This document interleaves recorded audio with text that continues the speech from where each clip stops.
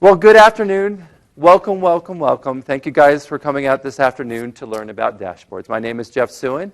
I am the product manager for Dynamics SL. My background includes the fact that I started 16 years ago in the Dynamics SL world as a consultant. So I started implementing and installing Dynamics SL. I worked for Microsoft Consulting for a while, went into marketing, and kind of got stuck there. So that's where I'm at. To my right, I have Larry Mosniak. Larry, can you tell a little bit, everyone, about you? Does anybody know Larry? Who knows Larry? Okay, those are his friends. That doesn't count. They know him. Okay, Larry, let's explain a little bit about you. My name's Larry Mosniak. I have been in the accounting and finance world, predominantly in government contracting, for over 30 years. I got myself involved in the Dynamics product in 2006 with the company I was with called Phoenix International. If you're familiar with Phoenix a little bit, we did deep ocean search, salvage, and recovery work. The Titanic, we actually went out on the Titanic 6 times and did a lot of retrieval and filming of the vessel out there. And I also, during that time, did a ESOP with the company, and we spun the company over to an employee-owned base. After that, I got more involved in the SL side and then branched out to a couple other companies where right now I'm a CFO for a company called Get NSA, which is a Meta protege, which is a small minority company with a parent company that brings together the competencies of a big company to a small company. And we've grown the company. When we first got our first contract award in March of $3 million, our backlog now is at $72 million, and we run on the Microsoft Dynamics SL product. Of course, what else is there, Larry? I'm not really That's sure. all I know. Is there something else? We're not sure. If there is, we don't know about it. Exactly. I've kept him in the dark enough. He does not know. Based on that, what we're going to do is start talking about dashboarding. So what does dashboarding mean? Well, it means many things to different people. At a very high level, dashboarding could be giving your project managers access to dashboards, things like the Project Analyzer. As you're familiar with, Project Analyzer now is something available either in the Rich Client or in Business Portal, as we're going to show you today, also available, coming out later this month, available on the web. So you have those different options. It could be simply being able to see the high level, where are we at, being able to choose something and drill down and get to the details, so you can have that. Again, it's something visual, quickly to see, and then being able to get to it. Or it could be even more visual, or even more of a pivot table. Pivot tables are often used for dashboarding as well. This is one of Larry's expertise. That's why I brought him on stage today, and we'll look at these later. But being able to do something like an income statement and be able to slice and dice and get at the information and see the information that you want to see on a daily basis to help run your company. It can also be graphical, like our Business Analyzer product. The Business Analyzer allows you to graphically see information in your system in a nice little compact little area or a little product that, you don't have to browse out to a certain location or drill down to get to the information. It's presented to you in a nice little interface, and we'll talk about that more later. So today's agenda, we're going to go through these items. First, we're going to go dashboarding from a customer's view. Larry's worked with many different companies, and we've actually gotten some quotes, and we can talk a little bit about how different companies are using dashboards to run their company. So I wanted to start out with that, because I want you guys to kind of get and see, kind of buy into that idea. Then we're going to go through three options that are currently available in Dynamics SL for dashboarding, plus one that we talked about this week with 2015. We'll talk a little bit about that new feature coming out in 2015, enabling you to build your Excel dashboards. Now, the thing about building Excel dashboards is Larry's been doing them for many years. He's had to do it without the advantage, which I'm going to show you today, coming out in 2015, of this building connections. Larry's going to take you through the basic process of how do you start that process. If I want to start today, Jeff, and I don't want to have to wait for SL 2015, what can I do today to start providing that? So that's our idea for today. With that, let's go ahead and, Larry, let's start off. Yeah, one more thing I think, Jeff, we want to mention is we're a small group out here. If you have a question, it's hard to see if you put your hand up because these lights are hitting us right in the eyes. Yes, they are. Yell out, ask a question. We want to try to address those as we go through it, the process. So again, please don't be shy, and ask us anything you'd like. Excellent. All right. Larry, your first quote. All right. The first quote here is from Blackbird Childers and Segal. This is a public accounting firm that has been utilizing the product now, I think, the dashboards, receiving the dashboards from companies for probably over 3 years. And their comments back are simply the use of Microsoft Dynamics SL, specifically the dashboards, has led to improved efficiencies in our audit process. The traditional method of audit evidence collection called for is inquiries to the accounting personnel, requiring them to generate numerous reports, gather general ledger detail. But with the dashboards, this information eliminates a lot of this, and it gets it at the individual's fingertips. So the dashboards were intuitive and required only little working knowledge of Excel in order to get the information. Interesting, Larry. So when they're referring to dashboards, what do they use to perform their audits? What are they using that? And when I was talking to Tommy, one of the things that he gets a income statement dashboard. Okay. And an income statement dashboard traditionally encompasses and collects all the data that's important to an audit tracing back a transaction. And for those of you out there, to me, one of the most important tables or files is the GL Tran file, because it stores a lot of good information. So when I gave Tommy... The GL Tran, so that's the general ledger transaction in file. your journal transaction screen. When you're adding in those detail lines, that's where it's storing it. Sorry.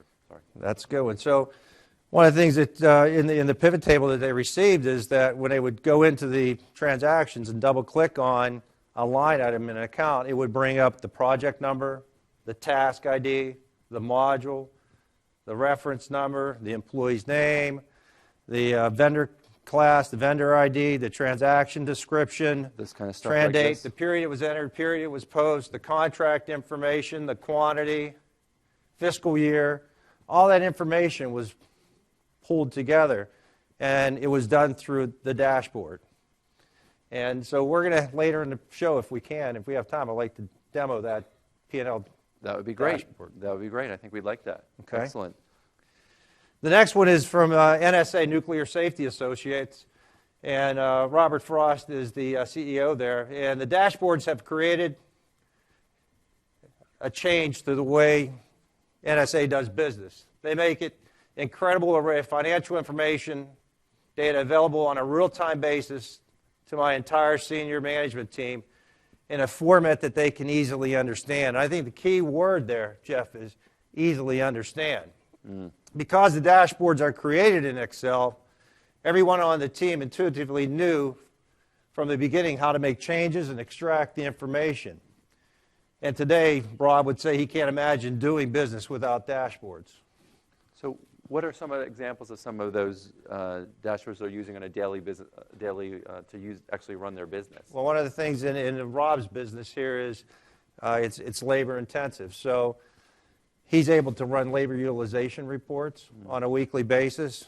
He's also able to go into his timesheets, pull out that information from the timesheets and see what people are working on what project, and more importantly, if he has people on the bench. So it's allowed him to manage his workforce, and more importantly, if he needs to, man up more people, he can start the recruiting process. So that's one of the ways Rob mentioned it.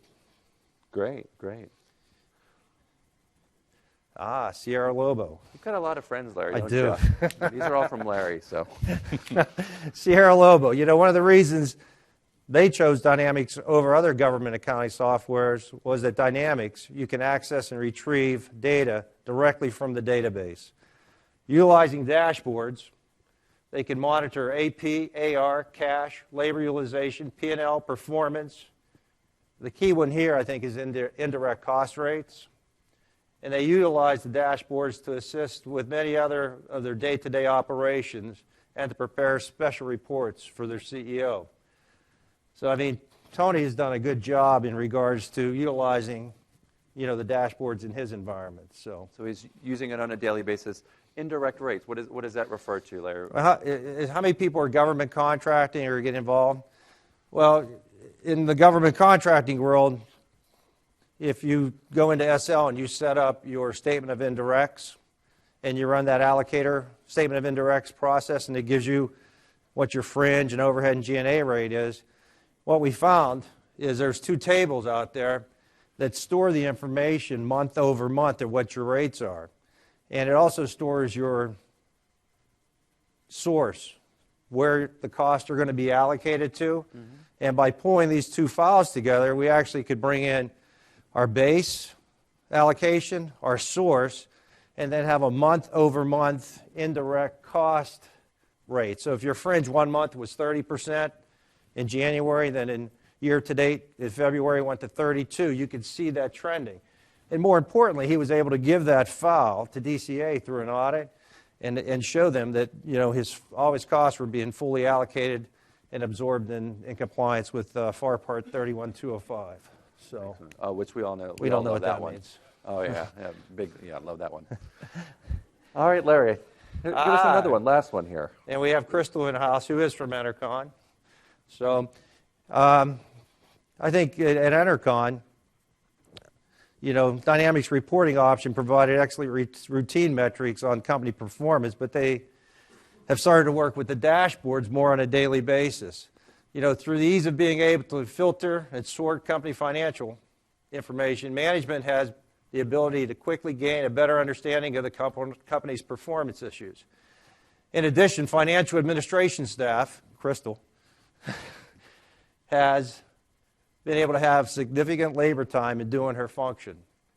And I think that using these dashboards, Crystal, would you agree, it gets your hands into the information quickly and timely.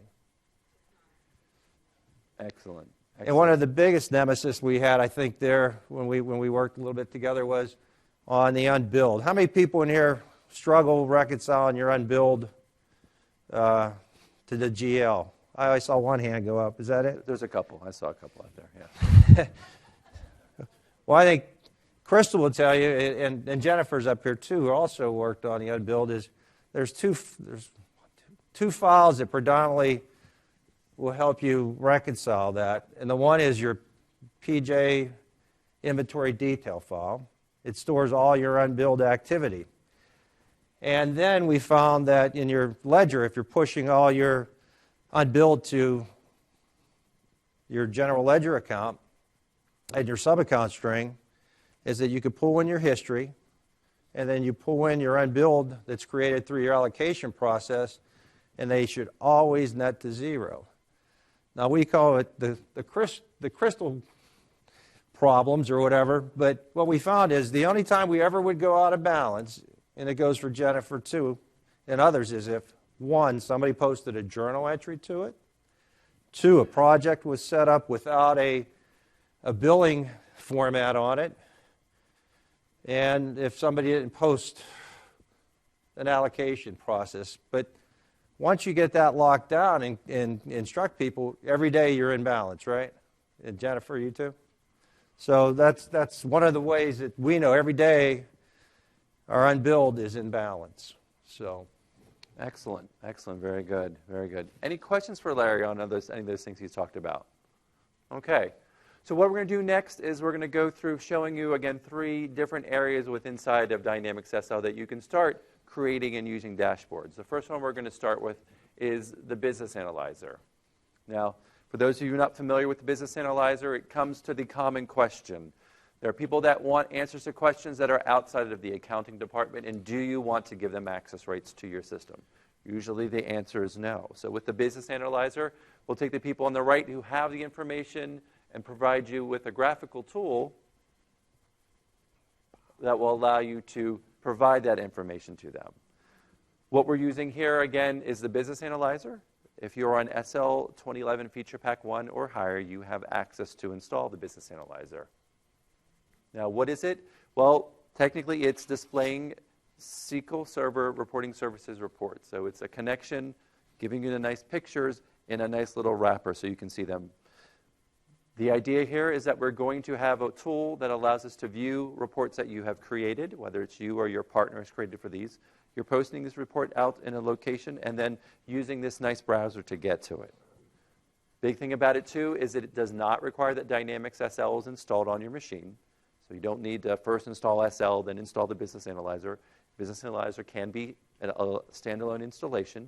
and it allows to give them access to the information that you want to give them access rights. So we will say, Larry's the CEO or CFO, he has access to this information, but the payables clerk only have access to this information.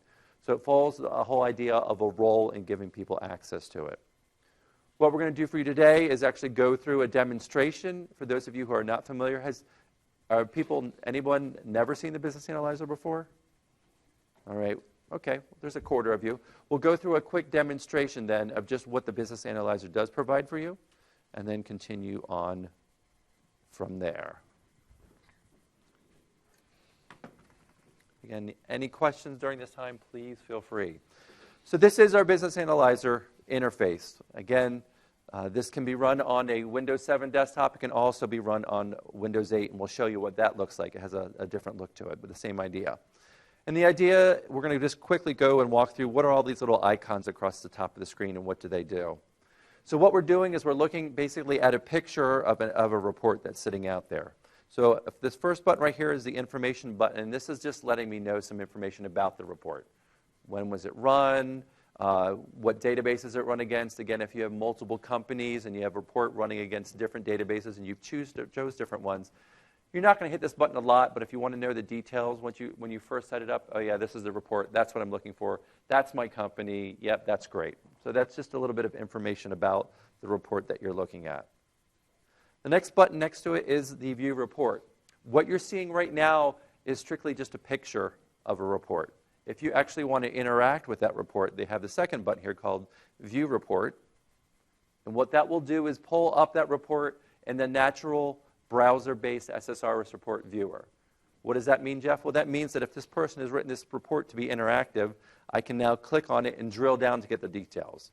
So quickly I can click on an existing report, drill down to the details, and say, okay, yep, this is the total amounts by vendor, and then I can go ahead and drill down into the detail.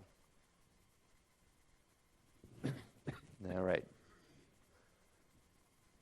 The next button after that, if you want to use this information to share with, to edit this report, and you have access rights, another option is for you to edit it. Again, for most people, you're not going to have this access rights, but if you are a power user or someone that's been set up in the company and you want to change something in that report, no problem. You can access it right from there, and it allows you to edit and make changes. Maybe I wanted to change the graphic, change the header, maybe look at the parameters that are being called against it. I can do that as well. The next button after that is if I want to use this particular image in a report or in an email, I can choose that button right there. It will make a copy of that, so I didn't have to do a Alt-C or a Control-Print screen or whatever you happen to have set up on your computer. I can just go into and paste this into an email and share this with my partner, Craig Dewar. Now, Craig's going to get this and be able to look at it.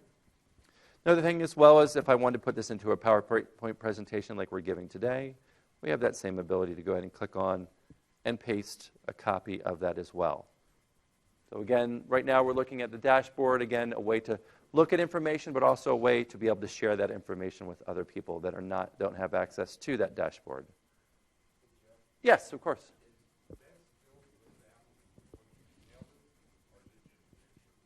I'm sorry? Oh, very good question.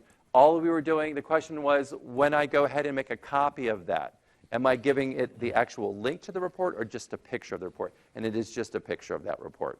It is just a picture of that report. Yeah, when we get into the Excel dashboard piece, whenever you refresh that file and you save it, it stores all the information within the Excel worksheet. So we'll... Yep. All right.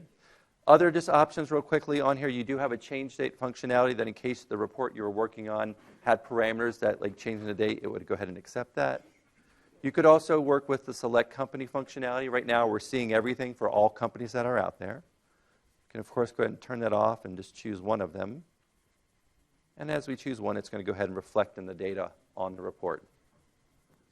So that looks great. Let's go back and change it back to all of them and click OK.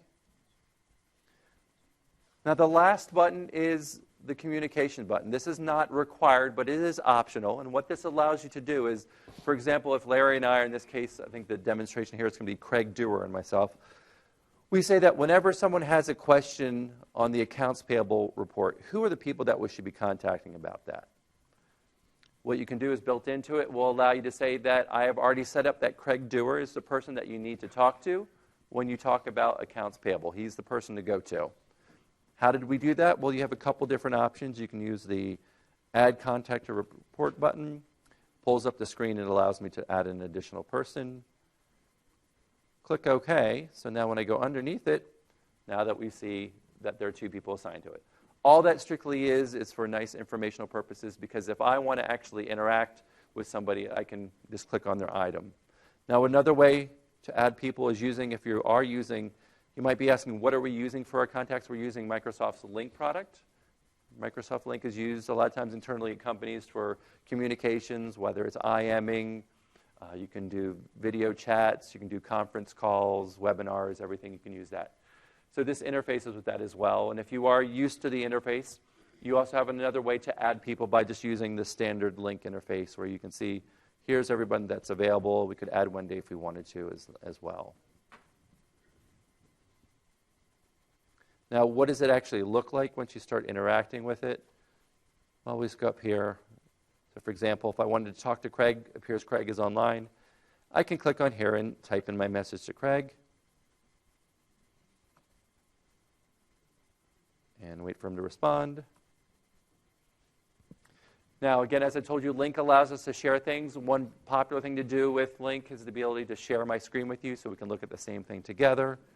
So all I need to do is go under the Share option, choose Share My Desktop, and now I am able to share it. Craig and I could do a voice call. We could just pick up the phone whenever we want to do. Now we're talking about this information. So a real quick example of how you can actually start using the business portal today. Now, this version that you guys just saw on the screen, the business portal is available today, versions SL 2011 Feature Pack 1. As far as licensing, it's usually a question that comes up, what do I need to do it? You do need a light user license. So a light user license encompasses a lot of things. It's going to encompass being able to use tools like the Business Analyzer. And the difference is this is a product that runs outside of Dynamics SL, so this encompasses that. It would encompass things if you are currently using the business portal, then you're using a light user license already. Or if you start using things like web apps, or if you start doing things like creating connections from Microsoft Excel to your database, you need a light user license as well. So light user license kind of encompasses if you are connecting to your Dynamics SL database outside of the rich client, this is where a light user license is used. As far as your deployment, the one I was showing you on screen, the demonstration that we have here, is running on Windows 7. It is, if you say, okay, I have Feature Pack 1, but I don't have this installed, what do I need to do? If you go into the installation directory, there is a directory located under FP1 called the Business Analyzer, and you can just run through that process and install it as well. Now, it's also available as a download from the Windows 8 store. And I just took a couple screenshots just to show you what I mean by that.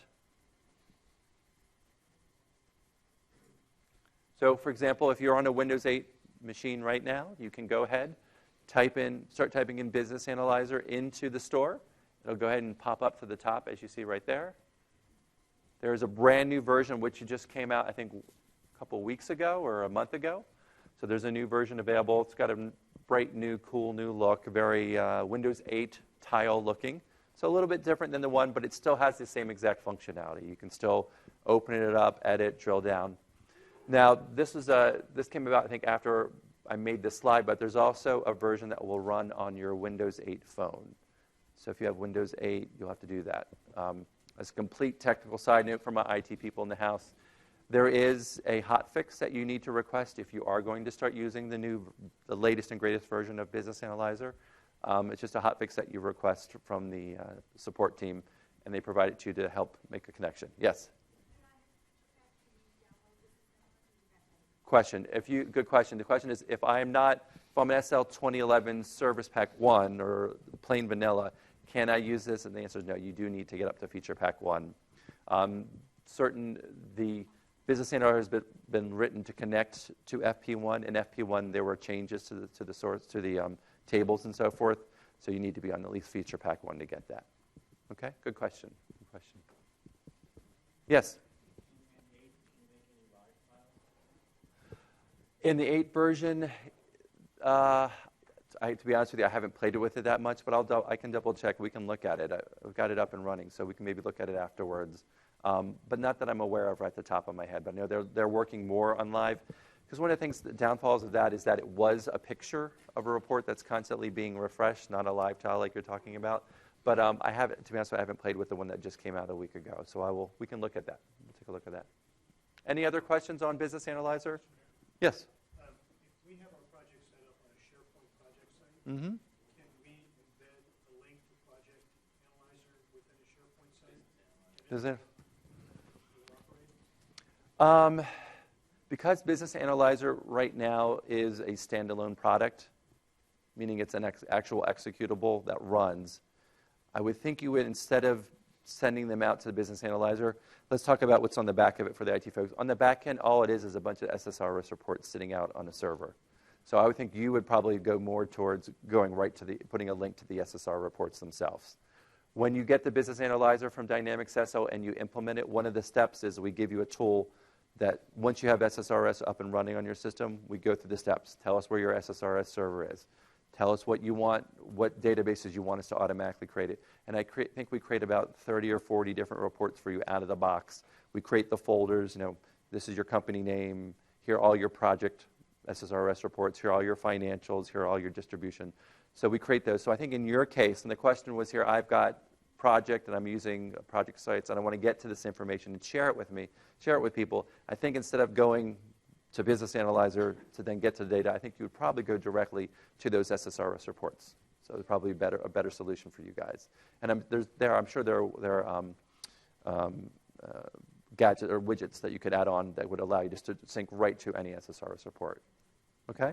Great question. Good question. Yes?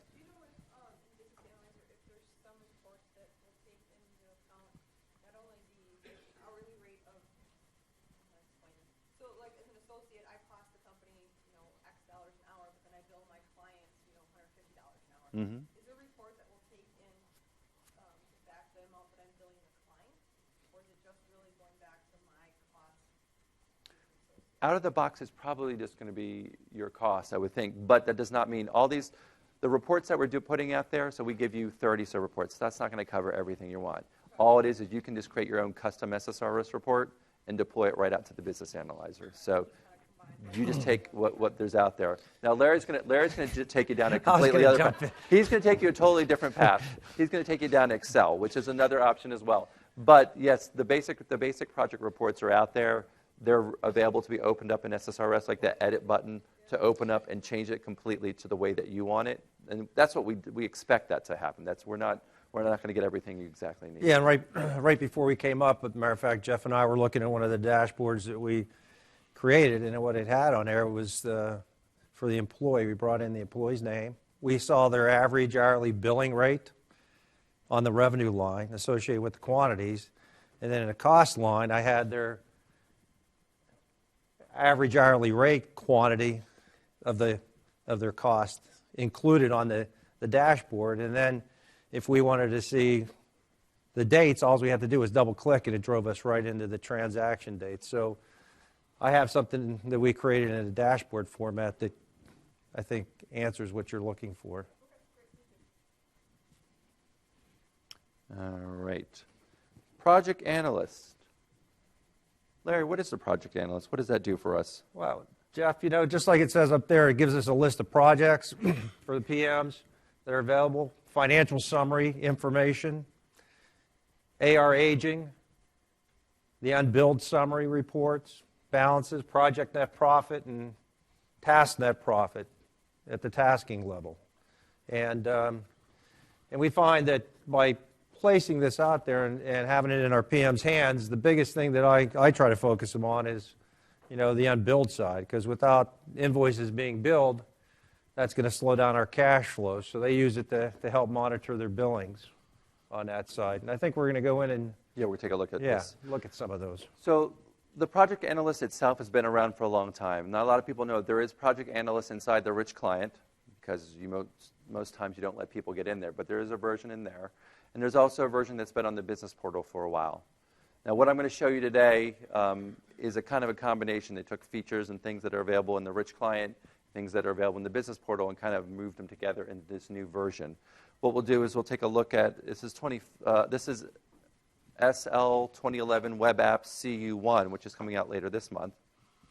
And it's same thing as the business analyzer. These reports are being housed on an SSRS server.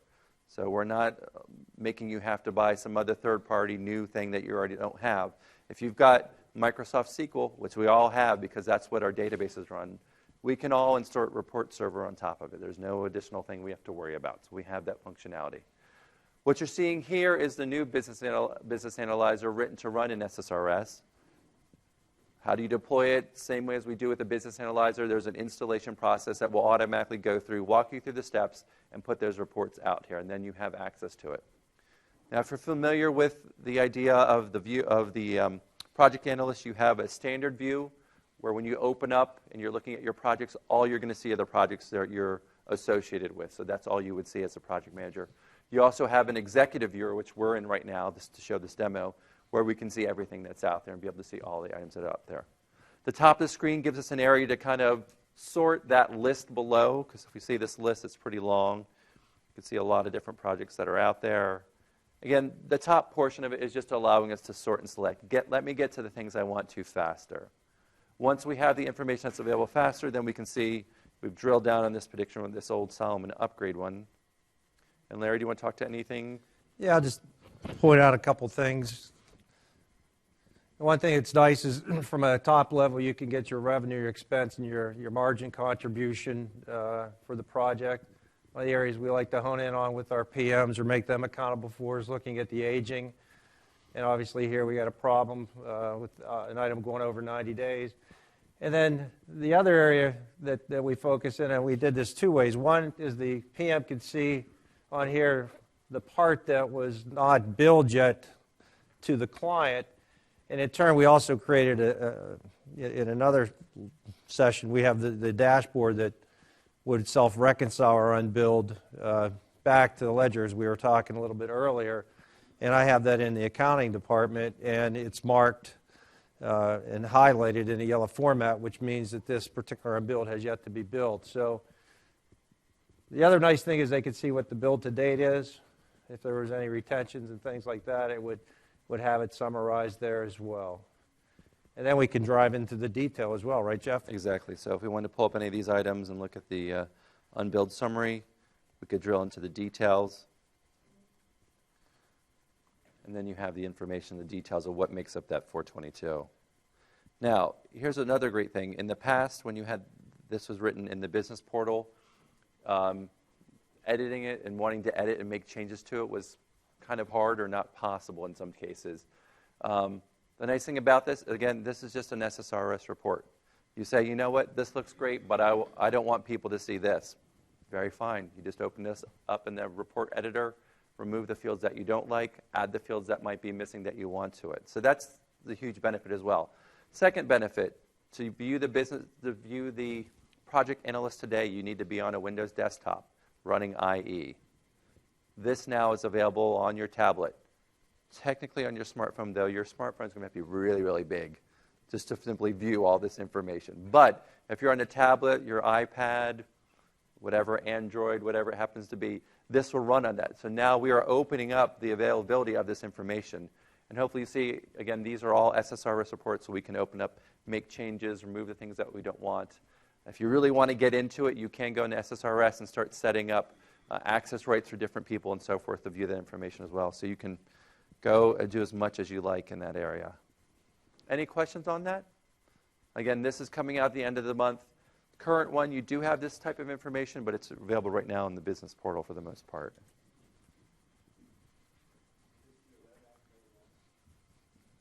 That is a web app. That is a web app, yep. So the web apps that are releasing later this month, that's going to be available with that. It won't be in business portal, yes. So what we showed you right there was actually outside of business portal. It looks exactly the same. I know it looks very similar, but it is not actually the one out of the business portal. All right. Next thing that we want to talk about is other tools to help you, and this kind of is going to lead into our demonstration to Larry, but tools that are helping you build dashboards. So again, with Business Analyzer, we give you, I think it's like 35 or 40 different reports, knowing that you need to make more, okay? What's the technology behind it? SSRS, okay? So I've got someone who knows that, we can edit them. Project Analyst, we're delivering you information to Project Analyst. What's the back end behind this new Project Analyst? Well, those are just SSRS reports. Okay, Jeff, it sounds like SSRS reports are kind of going to be the way of the future. What can you do about that? Well, what we've added with our Quick Query product, and has anybody not seen Quick Query? Okay, so we're already good. So with Quick Query, and maybe we'll skip part of this if we all know about it. Again, Quick Query allows me to view the information. I wouldn't say it's kind of a dashboard. I think it's a first generation. It's a first generation dashboard. It's a way to see information. You can create your own custom views. We give you over 120, I think, different views out of the box. But again, you can expand them. Views are nothing foreign or specific. Views are just things that are created in SQL. So again, no extra tool you have to buy. You can make a view to do whatever you want. And it is kind of that first level when you have a question, you might want to just do a quick sort and select, show me these items for this customer, for this vendor, for this project. And it's a good way to get quick at the information. And if I'll skip if we want to. Basically, again, it gets you the information, and then you can drill back into SL. Now, a feature that was added to this was the ability that you can take that lovely query that looks really, really good, and you can have it automatically create an SSRS report. Have we seen that before? No? Then maybe that's the demo we'll switch to. We will switch to that demo instead. So what we're going to do is we've seen Quick Query before. Here's just a list of some of the lovely queries that are available. If you haven't seen Quick Query before, tomorrow at 9 a.m. in the morning, we're going to do a session that's half Quick Query, half building pivot tables. So I recommend that one very highly if you want to see a little bit about that. What we're going to do, I was going to do this 2015, but we're going to skip this. We'll come back to this in a second. Let's go to the one that everyone shook their head on, which is, I love this because I love diverting the path. This is great. Let me go ahead and pull out my demo for creating a custom report. Because this, to me, was one of the great features that was added to the Business Analyzer. Boom, boom, boom. Let me get through it here. Okay, and let me switch over. Okay, so we're going to switch gears. We're actually going to talk about, everyone says, yep, I know about Quick Query. That's a great product. What is some of the other things it can do? In Dynamics SL 2011 Feature Pack 1, we added a feature called the Quick Query, the SSRS Report Builder. And what it does is it takes this Quick Query that you see right here and enables us to automatically generate the SSRS reports that you saw and we were using over in the Business Analyzer. Now, it could be used for anything, but this is one of the things it can do. Now, what is that icon, Jeff? Well, if you look at the top of the screen, you're used to your Grid to Excel button right next to it. But this one right here will say, okay, I've got a report. I like the information. I'd like to give this to someone to be able to view in the Business Analyzer, or we just want to use it as a report you're going to put on your project site or something that you're going to give out to your project managers. Doesn't matter what you do with it, but this is the way to get started. Because some of you might be great SSRS report writers, and some of you might be very new to this. So this is a great way to get into SSRS reports. Now, we're coming from a report called the Customer Balances. When we click on this report generation wizard, what's going to happen, it's going to start with allowing me to go ahead and first, give it a name, give it a title. A lot of these things, as you see right now, are going to default to. It's going to say, yep, since you chose the Customer Balance report, I'm assuming that this is what we're going to start with. Now, when we create reports, there are 3 types of reports that it can create. In my demonstration that I did for the Business Analyzer, we were at that pretty picture. We clicked on it. It went to the summary table, and then it went to the detail table. When you're creating a new report, you start the other way. You start at the bottom. Create the detail report, then create your summary report, and then create the pretty picture at the very end. And along the way, we're just going to connect them as we go. You'll see that I can do this, so you'll see how easy it is. So we have the choice of which ones we're going to create. It's going to default to creating it in the order that it thinks you should, which is that you should start at the detail level. Now, when you're creating that detail level report, it's going to ask you, okay, as you go from customer to customer pretty picture to summary customer down to the details, what are the things that we should be passing? What parameters? I don't have to think about going through and trying to figure out in code how to do this. All I need to do is say, well, if it's a customer report, I'm assuming the data that I'm going to pass is customer ID. So all I need to do is choose that customer ID.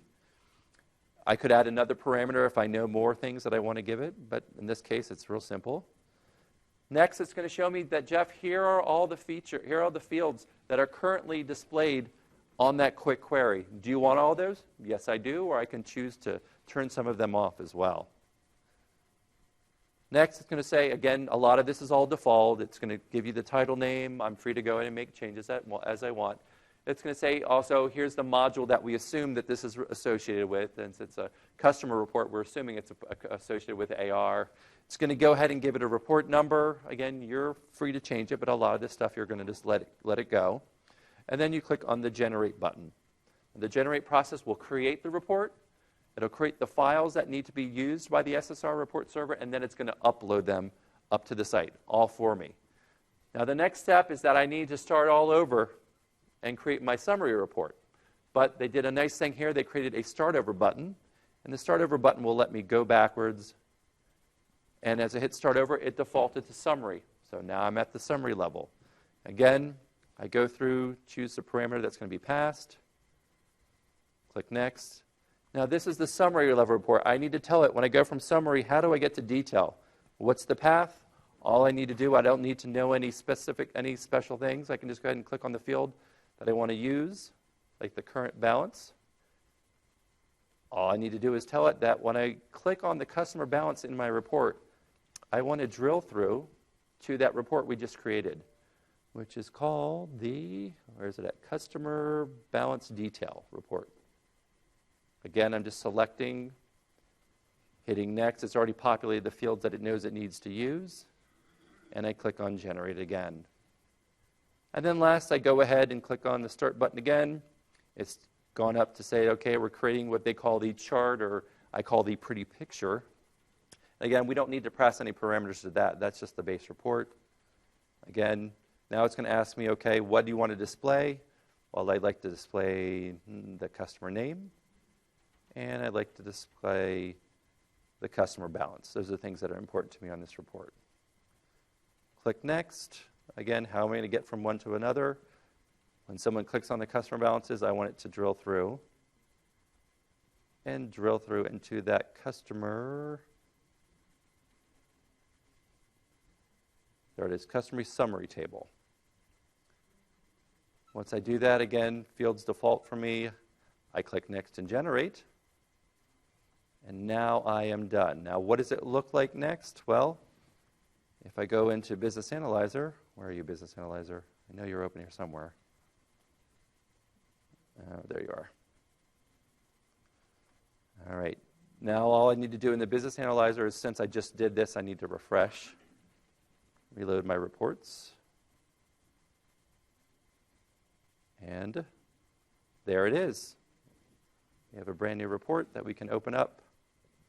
And we could go open up and then drill down. I think I have it set to do that, right? And we'll go ahead and drill down, get to the summary, and then we can actually drill down and get down to the details as well. So you have a way to start from a quick query. You can see the power that we've added here with the 2015, and I know we kind of diverged, so if that's okay, I know that you guys have seen that 2015 features. The big thing here, again, is that quick query can help you build those SRS reports that you're going to use across the different areas. Now, with that, we'll skip the quick query. We'll skip the report we actually did the report generation since you all wanted that, so thank you for that. Now, with that, as you guys saw in the 2015 session, one of the things that we do in quick query in 2015 is we enable you to build connections. What it's doing is it's creating a connection to SQL to say, this is Larry, this is what he should be able to get access rights to. He is connected to your database now. And then there's this whole select statement. Select star from blah, blah, blah, blah, blah, all that SQL stuff. The nice thing about it, it takes that whole quick query, formats it into an area, and then allows it to go ahead and create that. That's the stuff that Larry never had. And so Correct. Larry's going to walk you through what you can do today. Correct. All right. All right, so we're going to go ahead and get started. I have about 15 minutes, so I might go a little bit faster, but slow me down if I need to, because I want to make sure we can get through the demos as well. But today the project we're going to work on is, we want to have an active headcount report that provides employee data by manager, along with inactive employees. So we're going to build a dashboard with Excel, bring in all the information, whether it's active or inactive. So the first thing we have to do is we have to figure out what file this information is stored in. So in this example here, I simply just went out to the employee resource maintenance area, and I found out that the file name was PJ Employee. And I'm going to next, Jeff, I'm going to jump into the schema in the help. So in the schema in your help section, that gives you the list of all the fields that are stored in the table, right? Everybody know that you could get to that?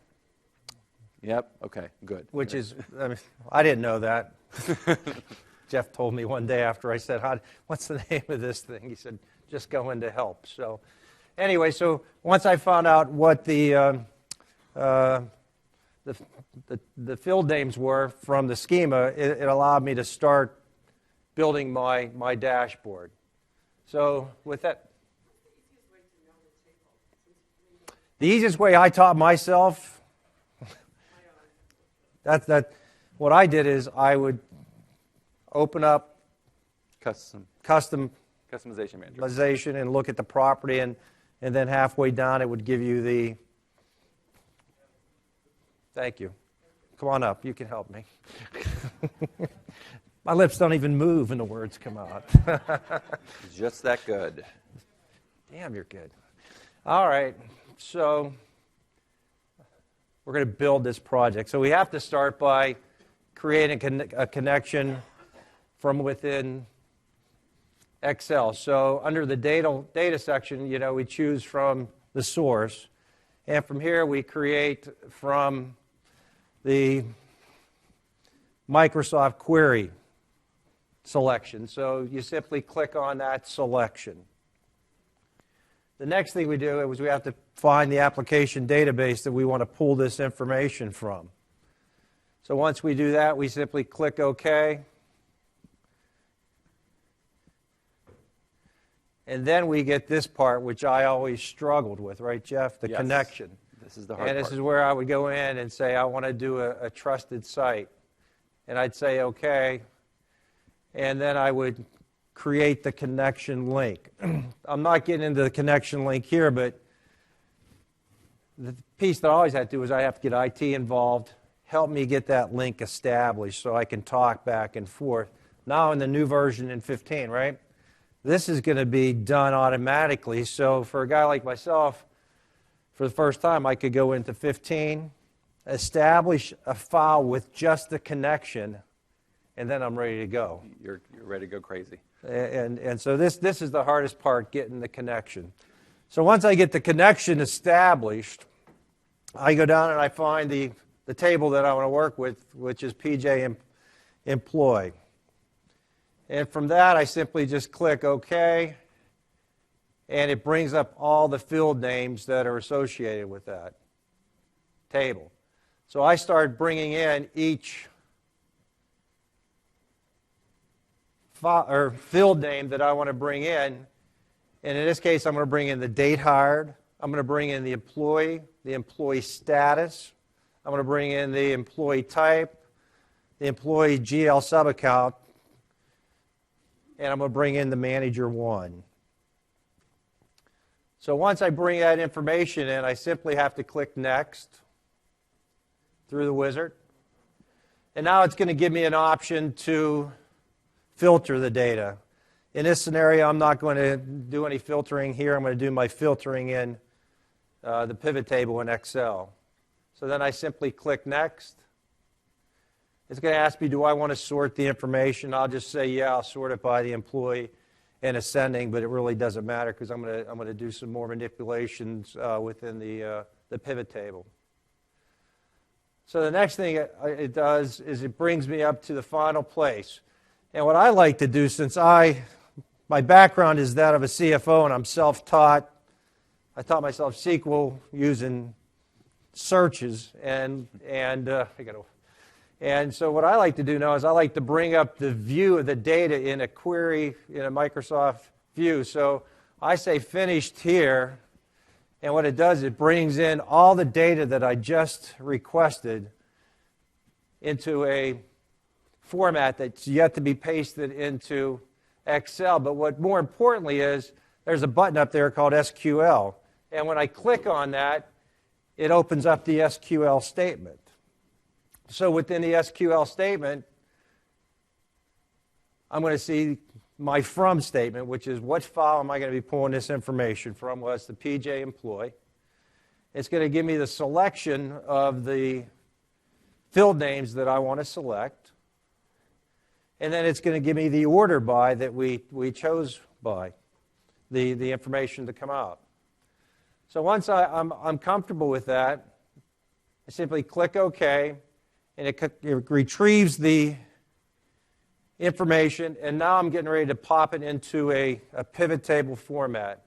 I can bring it in as a table, a pivot table, or a pivot table with a graph and chart.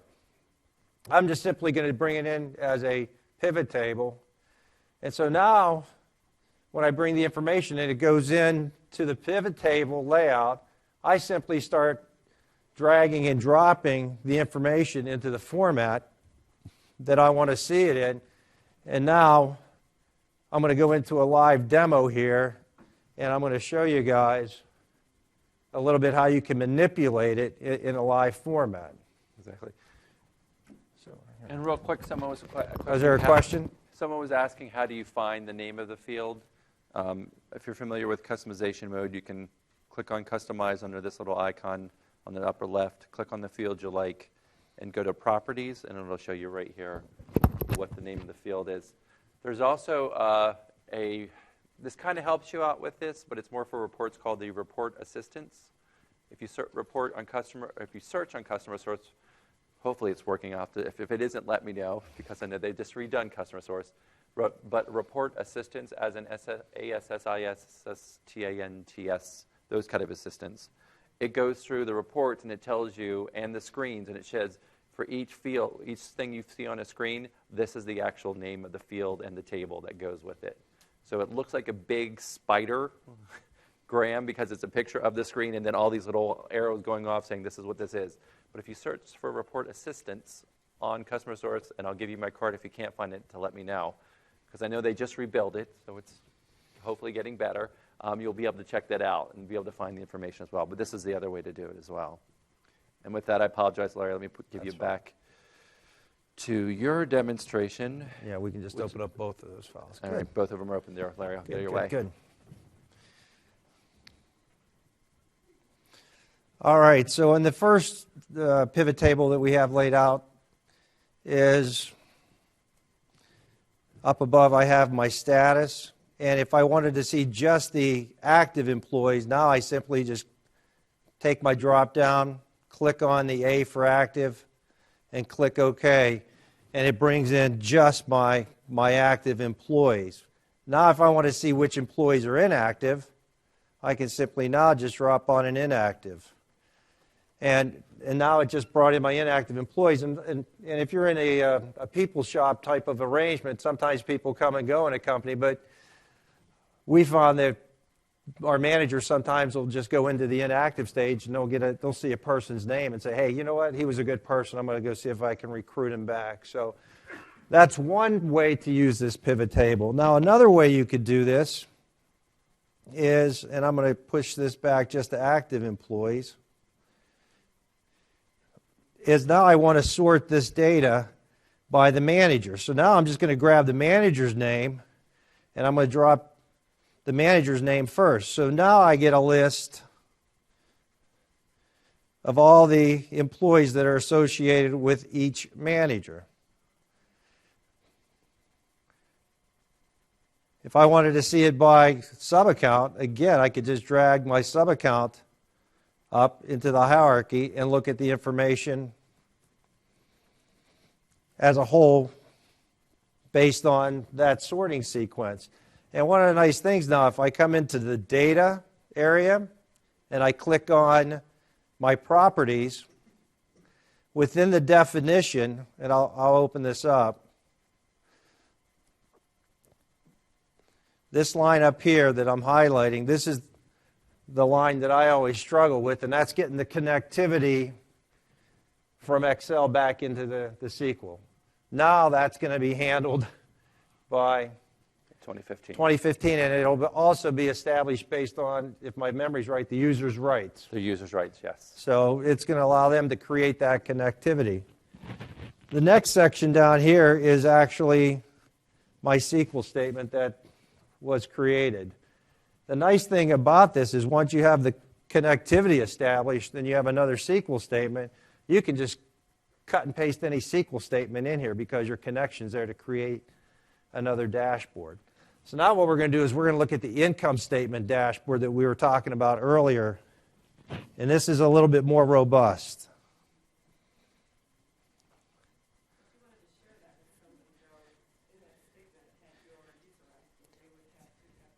You would have to open it up and get that edited to include their user. Yeah, and if I sent that file to them, they wouldn't be able to refresh it, but all the data would be stored in the file in the Excel worksheet.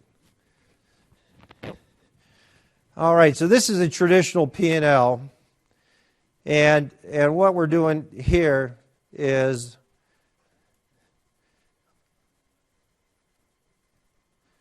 we are going into the GL_tran file, and we are tapping into the information. And so I'll go into connections here, and we'll look at the properties on this particular SQL statement. And when you look at this, I started out by, I'm just going to walk down here real quick. The main file was the GL_tran file, because that's where I was storing a lot of the information that was associated with the transaction. But I wanted to tie it to the account file, which stores the account description information. So then I did a left join on the account, and I tied that to the GL_tran. Then what I also knew within the GL_tran is that it stores the employee ID. So then I did a left join on PJ employee to the employee ID file, so that's how I tapped into that information. Then from the project standpoint, I knew that the GL_tran stores the project number. So again, I did a left join onto the project table and brought that information in. Then since I used the contract module, I took it one step further, and I tied the contract file to the project file to bring that information in, because a lot of times people want to see a P&L based on how much contribution you're getting from a contract as opposed to a project. And then I simply brought in my account ranges, and I said I wanted to make sure that they were posted. So you can see there's a lot that Larry had to learn and do prior to our 2050 coming out. So we had to learn all these things and how these are added. So again, good stuff, but again, with 2015, we'll make it even, hopefully, easier for you All as right. well. So now we're looking at the income statement, right? And we say, well, geez, I need to know the account number. I simply can bring the account number down next to the class ID and drop it in there. So now I see my account number information, but I'm saying, damn, I don't know what the name of those descriptions are. Since I tapped that into the account file, I simply can bring the description in. And so now I can see not only what the activity was, but I know the account number and the description. And then I had my friend back there, I forget her name, but she wants to know what employees charged out there, right? So now that I tapped into the employee master, I can bring in the employee name, drop that down next to the description, and now I can see what employees were charging to my, sorry about that, my labor accounts. And this is where the accounting firm really got their juices going, because they said, all right, I want to see some detail on this on this Laura. So we double click on it. So when you double click on it, and this is where it gets really crazy, is you can see it's bringing in the account number. I parsed the sub-account number, brought in the class ID from the ledger, brought in the account category that's associated, brought in the description, the amount, the debits and the credits, the module, the batch number, the reference number, the fiscal year, the period posted, general ledger, the employee name, labor class, quantity, transaction, actual ledger, sub-account, project ID, and so on. So at your fingertips, you can get everything. And it all starts with the general ledger transaction file as the heart. And then you can do that with your project tran file too, right? The only thing different with the project tran file is, unfortunately, it stores everything as a positive. So I just took a simple SQL statement and said if the expense type, I think, equals EX multiplied by -1, so I can create a traditional P&L in that format. And then you can bring in your fringe, your overheads, and all your project information, which in turn can get you back to your hourly rates and things that you're billing back to your clients. So these dashboards become invaluable. And so once your auditors trace this back, and I think, Jen, you were through a bunch of audits with this. How did that go for you guys? What they like is once they did their variance testing, they knew where they wanted to go. They could drill down immediately, find the exact batch that they wanted, and go pull it really easily without that function. Yeah, and I like that. So repeat what you said so that we can hear it. Larry? Jen basically said that if they saw a batch that they wanted to see the detail on, that they could drill back to it quickly. So under that scenario, if you just wanted to see a batch number, right, you bring up your pivot table, you grab your batch,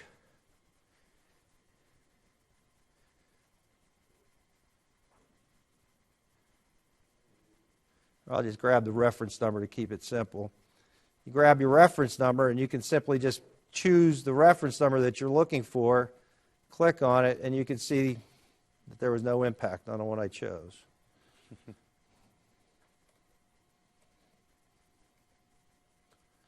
Another one.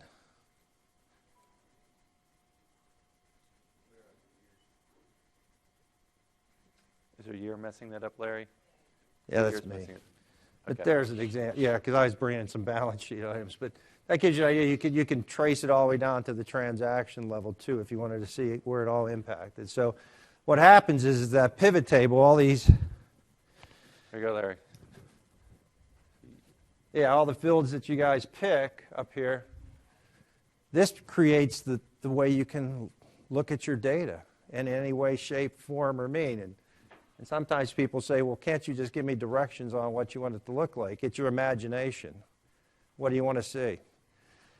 And if you need to add a field to it or a table, the general ledger transaction file stores so much information it allows you to tap into all these other tables to retrieve information. Question? So is that the best way to, we're trying to basically do this exact thing to drill down from our project, drill down through our costs and actuals, back to subcontracts, things like that, and we're having a problem linking the table. Best way to use the GL tran file because it's got... I would use, in that scenario, I'd use the PJ Tran. But you got to realize that this is, for whatever reason, everything's kept as a positive number in there. So you got to take the EXs and multiply them by -1 so you can get and then you can create all these links. You can tap it back to your PJ contract file, right? Tap back into your labor class descriptions. I mean, it's phenomenal. I can honestly stand up here and tell you is that NSA, I got the year done with my data. My external auditors came in. They were there on January 20th. They left on January 21st. And I got my full audit report on February 20th. They were done. And my audit costs went straight down. Because once they saw these dashboards, how they work, you can do a lot with it. Yeah. If you wanted one that was, it wouldn't pick up anything that you've done since you posted GL, if you could use GL trans. It's only going to get posted. Yeah, I could change that. I could just leave it blank. Repeat. Can you repeat the question again? The question is I'm choosing just posted transactions. Can you choose unposted? The answer is yes. You can absolutely do that. Just leave that field where I had it posting equals P, slash it out. And the other thing you can do too is before you close the month, you can always check too. Is there stuff on hold? So you can make dashboards for a lot of different activities. I honestly could say the one that really got me, that was my nemesis, and I know it's more people's nemesis than just mine, was the unbilled reconciling it back to the ledger. You know, if people got to realize that there's certain accounts that should never have a journal entry on them. And those are your automatic accounting instruction entries, the ones that hit your AP, your cash for the most part, potentially, your labor, distribution, and more important, and your unbilled, because your unbilled is always being generated through the allocator. And so once you put a journal entry into your transactions, you just broke it. And Crystal will tell you she broke everything. Well, I used to tell her, Crystal, it's fine. yes. Well, I Larry, get that phone call. Larry So- is available for you to come up and ask many questions to you. Thank you guys for your time again. Just to review, obviously, what we talked about today. I know I always get a lot listening to Larry and really seeing how Excel can really help you. Obviously, we talked about Business Analyzer, Project Analyst, how Quick Query can use to build those Business Analyzer reports. Our SRS is a great tool there, and how Excel and also 2015 with Quick Query are able to build that. Remember, if you saw something you liked today, please, if you are a tweeter or Twitter person, please tweet about it. Let us know how much you liked it. Also, make sure you're giving us ratings. Again, as we said, the most important thing to do is get us the highest ratings. And if there is a contest going on, that if you give us the highest ratings, you can go to the parking lot in the Omni and take any car you want. We have no association if you actually do this, but you have the option to do that. With that, thank you guys very much and have a wonderful day.